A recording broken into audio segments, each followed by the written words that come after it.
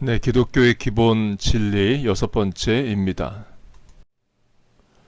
그리스도 자신의 주장, 이제까지 발견하려면 반드시 찾아야 한다는 것을 살펴보았다. 하지만 어디서부터 찾기 시작해야 하는가? 그리스도인이라면 시작해야 할 유일한 곳은 한 인물, 즉 나사렛 예수라는 역사상의 인물이라고 대답할 것이다.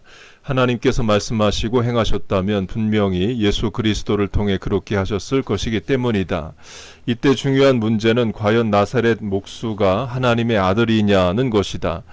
이거 우리 이미 다 믿고 있는 거지만 이 책에서는 이제 불신자들 또 의문이 있는 자들을 상대로 이제 하고 있는 겁니다. 쉽게 말하면 이 책은 신자가 읽고 우리가 믿는 것을 확신하는 그런 차원도 있지만 불신자들에게 전해줄 수 있습니다. 근데 또 문제는 불신자들은 이런 책은 또 아예 안 읽어요.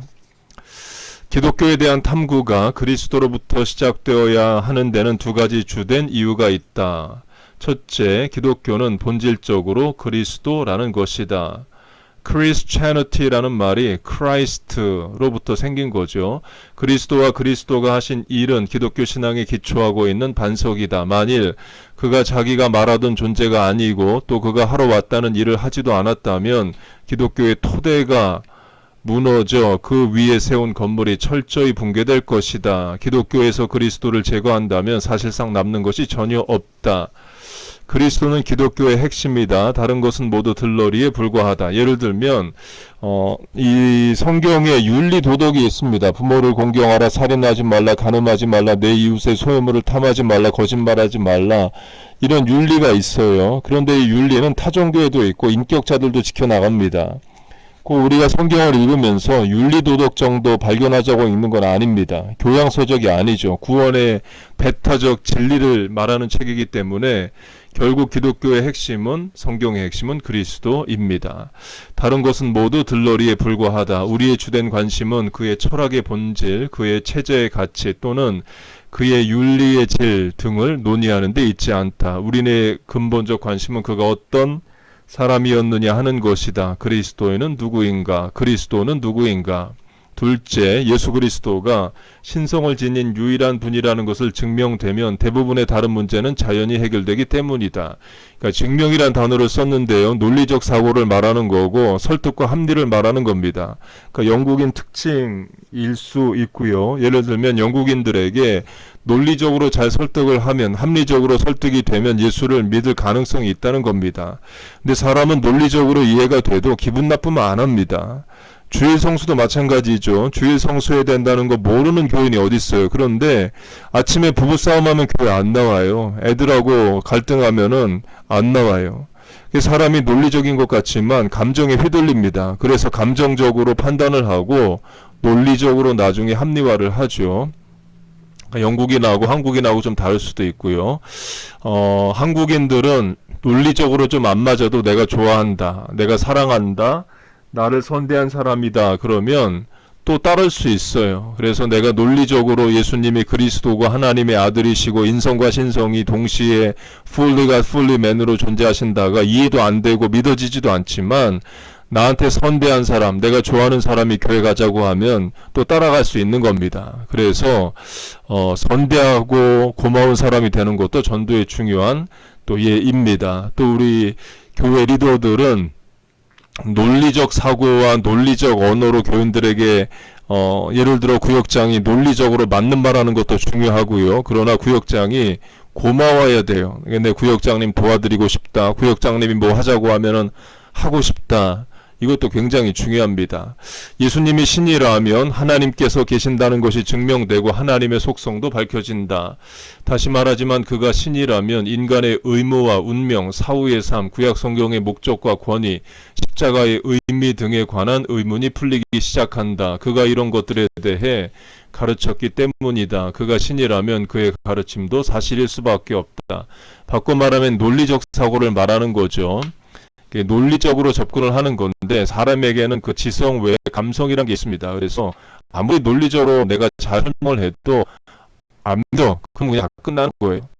전도가 참 어렵죠. 그래서 믿음이 논리 보는 게 아니라 믿음은 믿음을 주시소이다. 그래서 믿음으로 믿음에 이르나니라는 말씀도 있습니다.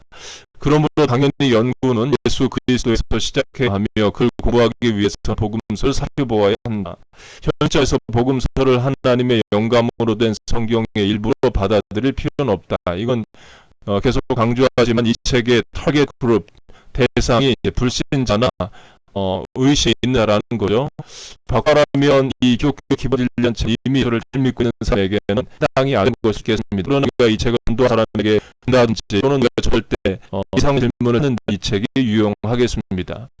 단지 역사적 사실을 기록한 책이라고 취급하기만 하면 된다. 여기서 복음서의 저작 기원의 문제를 다룰 수는 없다. 단지 저자들은 모두 그리스도인으로 정직한 사람들이며 그 내용은 객관적이고 목관 사실을 기록한 것이라고 강조하는 것으로 만돼야 합시다. 하지만 동안 이 책의 내용은 예수님의 삶의 아침을 정확히 기록한 것이라고 가정하기로 하자. 물론 애매하고 연관성이 없는 극소수의 증거를 기초로 하는 잘못을 빼서는 안 될 것이야. 우리는 일반적으로 명확한 것에 집중해야 한다. 우리의 목적은 예수님 하나님 복생하는 것을 증명한 증거를 무엇이다. 이 같은데 우리가 아무리 논리적 증거가 왔다 해도 난 불교가 안 그의 신선언을 만든 께서는 것이가 확보자 하는 것을 임해신다. 우리는 이 어느 도 가지지 하나님의 영 본질 단계를 근다고 하다.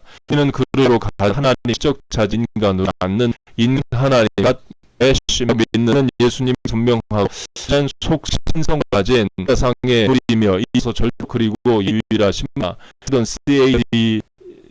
CON이란 게 있으면 예수님의 네이처 두 본 풀맨 완전이고 하신 사람이 반인이 아닌 겁니다. 예수님이 그실 때의 병은 물론 양이 될 수 있는 그 증은 함중적이 즉 제 주장, 특성, 부활이 그 주장도 확실하지만 내용 모두 이러한 결론째 증거 그리스도 자신 템플 이렇게 말했던 문제에 대해서 확실한 증거 그리스도가 주장을 한 인물은 되고 이거 다 증거한 증거가 아니지만 그거는 어떤 사람 명확한 주장들을 구했다. 그의 자기 중심 예수님의 나는 가진 건 끊임없이 이시다. 하나님과 하나님 많이 언급이지만 그는 자기의 아들 문을 열었음을 천국에 들어야 한 인간이 있다.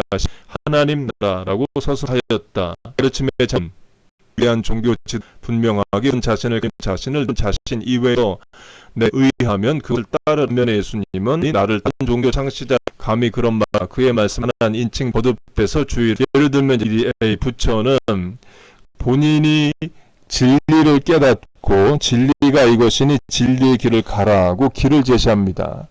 자신 자체가 길은 아니에요. 그러나 예수님은 I am the way, 내가 길이다 이렇게 말씀을 하십니다. 그리고 이제 불교에 있어서는 모든 책임은 자기 자신에게 있어요. 과거에 지은 잘못, 카르마, C-A-R-M-A, 카르마, 죄업이라고 그러죠. 그 죄업에 의해서 오늘 고통을 당하는 겁니다. 그리고 해결은 안 해줘요. 근데 착하게 살고 선하게 살고 덕을 쌓아서 색수상인지 오원의 업을 끊고 다음 생에서 잘 돼봐라. 그게 이제 불교죠. 그러나 예수님은 오늘의 내 문제를 해결해 주시고 오늘 질병을 고쳐주시고 오늘 죽은 자를 살려주시고 오늘 문제를 해결해 주시고 오늘 불안한 가정을 화목하게 해주십니다. 그 예로 다음 말씀을 보라. 내가 곧 생명의 떡이니 내게 오는 자는 결코 줄이지 아니할 것이요 나를 믿는 자는 영원히 목마르지 아니하리라. 나는 세상의 빛이니 나를 따르는 자는 어두움에 다니지 아니하고 생명의 빛을 얻으리라. 나는 부활이요 생명이니 나를 믿는 자는 죽어도 살겠고 무릇 살아서 나를 믿는 자는 영원히 죽지 아니하리니 내가 곧 길이요 진리요 생명이니 나로 말미암지 않고는 아버지께로 올 자가 없느니라.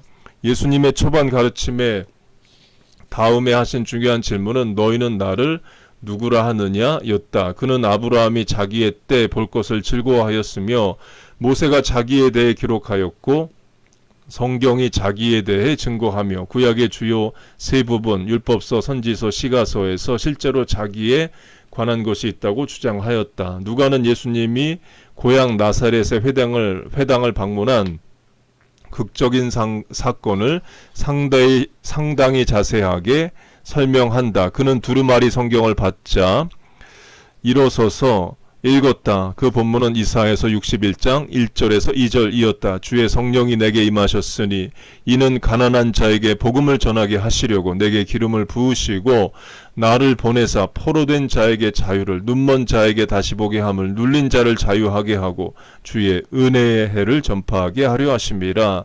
예수님은 책을 덮어서 회당 시중자에게 돌려주고 앉았다. 이 두루마리인 거죠. 책은 이제 지금의 개념이고, 그러는 동안 모든 회중의 눈은 그에게 고정되었다. 그때 그는 놀라운 말씀으로 정적을 깨뜨렸다. 이 글이 오늘날 너희 귀에 응하였느니라. 다시 말해서 이사야가 한 말이 바로 나에 대한 것이라고 하였던 것이다. 그가 이러한 말로 사람들을 자신들에게 주목하도록 한 것은 놀라운 것이 못된다. 사실 그는 초대뿐만 아니라 명령도 하였다. 그는 내게로 오라, 나를 따르라고 하였던 것이다. 사람들이 자기에게 오기만 하면 무거운 짐으로부터 쉬게 하고 배고픔을 채워주고 가란 영혼의 목을 축여주겠다고 약속하였다. 그를 따르는 자는 그에게 순종하여야 하고 사람들 앞에서 그를 시인해야 했다. 예수님의 제자들은 예수님의 이런 독재적인 주장을 할 수 있도록 그의 권리를 인정했으며 바울, 베드로, 야고보, 유다는 그들의 서신에서 자신을 기꺼이 그의 종으로 자처했다. 이보다 더한 것은 그가 자신을 인간의 신앙과 사랑이 합당한 대상이라고 했다는 것이다. 인간은 하나님을 믿어야 한다. 그러나 예수님은 인간들에게 자기를 믿으라고 했다. 그는 하나님의 보내신 자를 믿는 것이 하나님의 일이다. 아들을 믿는 자는 영생이 있다고 선포했다. 그를 믿는 것이 인간의 제일 가는 의무라면 그를 믿지 않는 것이 큰 죄인 것이다. 맞습니다. 예수 믿지 않는 게 죄예요. 하나님의 아들이 사람을 위해서 행하신 일을 믿지 않는 게 죄입니다.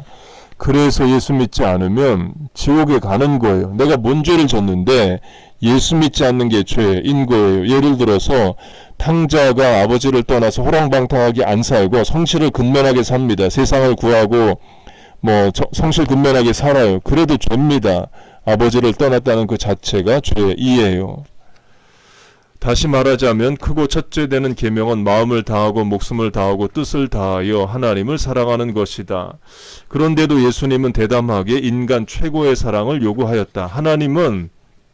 예수님은 전부를 요구하십니다. 구약 시대로 바꿔 말하면 여호와 하나님을 99% 사랑하고 바알을 1% 사랑하라가 아니에요. 100%의 사랑을 하나님께 드리는 겁니다. 인간의 사랑도 마찬가지죠. 남편의 아내를 100% 사랑해야지 99% 사랑하고 1%는 미숙임을 사랑합니다. 그게 죄인 거죠. 그런데도 예수님은 대담하게 인간 최고의 사랑을 요구하였다. 그는 아비나 어미나 아들이나 딸을 자기보다 더 사랑하는 자는 자기에게 합당치 아니하다고 했다. 이는 가족을 사랑하지 말라는 게 아닙니다. 예수님만을 온전히 사랑하게 되면 사람도 온전히 사랑하게 됩니다. 그는 히브리 비유법을 사용해서 이렇게 덧붙였다. 물은 내게 오는 자가 자기 부모와 처자와 형제와 자매와 및 자기 목숨까지 미워하지 아니하면 능히 나의 제자가 되지 못하고, 그는 자신이 하나님의 목적 가운데서 중심을 차지하고 있다고 확신했기 때문에 하늘나라로 돌아간 후 자기를 대신할 누군가를 보내겠다고 약속하였다. 바로 성령이다. 그리스도는 그를 보혜사 또는 위로자, 즉 대언자라는 이름으로 불렀다. 그러니까 또 다른 보혜사, another helper, another counselor, another니까 예수님도 보혜사시고 성령 하나님도 보혜사시라는 거예요.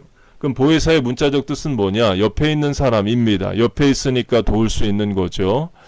이것은 법률적인 명칭이다. 곧 피고를 위한 변호사, 대변인을 의미한다. 그래서 성령의 임무는 세상에서 그리스도를 위해 탄원하는 것이다. 그가 나를 증거하실 것이요 그가 내 영광을 나타내리니 내 것을 가지고 너희에게 알리겠습니다. 따라서 성령이 세상에 증거한 것도 교회에 증거하는 것도 예수 그리스도에 관한 것이다. 실로 그는 깜짝 놀랄 정도의 자기중심적 사고 가운데 이렇게 예언했다. 내가 땅에서 들리면 모든 사람을 내게로 이끌겠노라. 그는 십자가가 도덕적 자력을 발하여 모든 사람을 이끌어 드릴 것을 알았던 것이다. 그러나 그는 여기에 이끄는 곳이 하나님이나 교회 혹은 진리나 의가 아니라 자기 자신이라고 덧붙였다. 오직 그에게 이끌릴 때에만 이런 것들에게로 이끌릴 수 있는 것이다. 이 자기중심적 가르침의 가장 뚜렷한 특징은 다른 사람에게는 겸손을 강력하게 권고했다는 사실이다. 그는 제자들이 자아 추구를 꾸짖었으며, 그러니까 who is the head, 누가 높아지냐, 그걸 말하는 것 같습니다. 그들의 높아지고자 하는 욕심의 염증을 느꼈다. 그가 자신이 가르친 것을 실행하지 않은 것이 아닐까. 그는 어린아이를 데려다가 제자들의 모범으로 세우기도 했다. 자신에 대해서 다른 기준을 적용한 것이 아닐까.